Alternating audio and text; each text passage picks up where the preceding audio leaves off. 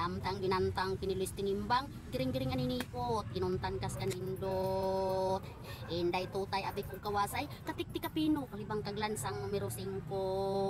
Orasyon para sa tanang libakira nga bisag wa kahibaw sa tibuok nga istorya po naan pagyud nila tubag. Mga basa mo ba? Kung magsugod na gani og tapok, sila dayon ang mauna og bida, mura jud rabag tinuod tanang gipang istorya tubag. Mga basa mo ba?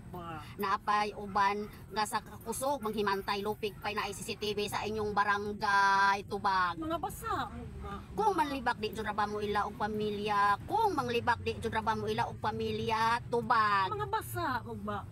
Mga libakira nga apaso na lang sa bana tungod sa sigig panglibak nila tubag. Mga basa mo ba?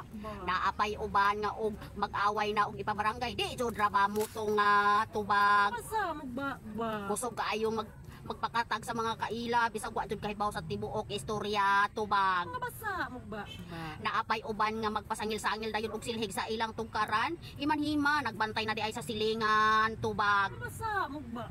Maunang ayaw gyud mo kumpiyansa kay maghiningot anay rabaya na sila tubag. Basa o ba? Ang mga Banang marites. atong Remos.